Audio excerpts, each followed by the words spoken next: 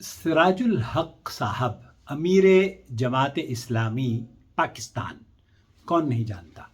اگر نہیں جانتے ہیں تو آپ جان لیجئے، یہ ان کی تصویر ہے اور اس تصویر کے ساتھ ایک خط بھی ہے۔ آپ کو وہ الٹا نظر آ رہا ہوگا، میں کوشش یہ کروں گا کہ اسے پڑھ کر آپ کو دکھا دوں، کیونکہ میرا کیمرہ الٹا ریکارڈ کر رہا ہے، اس لیے وہ ایک تاریخی خط ہے یہ، اور اس کی حیثیت میں اس پر کمنٹس نہیں کروں گا، آپ کو کمنٹس خود کرنے ہیں۔ جی ہاں، آج اپنے سراج الحق صاحب جب ایران کے دورے پر گئے تھے تو انہوں نے جو تحریر لکھی ہے وہاں پر خمینی کے بارے میں، وہ آپ کی خدمت میں پیش کرنا چاہتا ہوں۔ وہ کہتے ہیں، بسم اللہ الرحمن الرحیم، آج اپنے رفقا کے ہمراہ دورہ ایران کے دوران حضرت امام خمینی رحمۃ اللہ علیہ، یہ ان کے الفاظ ہیں، میرے نہیں ہیں، امام خمینی رحمۃ اللہ علیہ کے گھر کو دیکھنے کا موقع ملا۔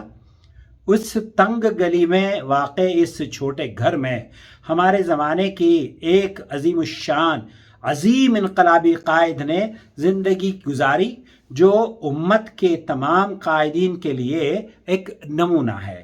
آگے لکھتے ہیں کہ ایک مدرسے کے استاد معلم نے فقیری میں وقت کے شہنشاہ کو شکست دی۔ آج ایران اسلامی انقلاب کا گہوارہ ہے، آج ایران اسلامی انقلاب کا گہوارہ ہے۔ اس عظیم انقلاب میں امام خمینی کے شاگردوں کا خون ہے۔ وہ ایک عالم تھے، قائد تھے، مربی تھے، انقلاب تھے، مجاہد تھے، لشکر تھے، پھول تھے، باغ بھی، اور باغ کا نگہبان اور پاسبان بھی۔ اور سراج الحق صاحب پھر لکھتے ہیں کہ بڑی مشکل سے ہوتا ہے چمن میں دیدہ ور پیدا۔ اس لیے سراج الحق صاحب امیر جماعت اسلامی پاکستان کی یہ تصویر آپ حیرت میں نہ پڑیں۔ یہ اس طرح کے کام جماعت اسلامی کے پلیٹ فارم سے اکثر ہوتے رہتے ہیں۔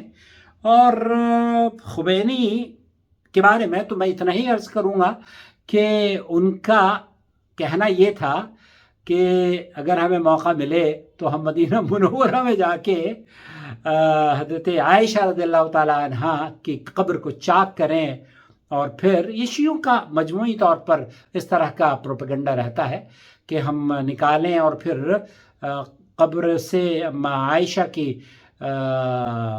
جسد مبارک کو باہر نکالا جائے اور پھر اس پر اللہ المستعان اللہ المستعان۔ بہرحال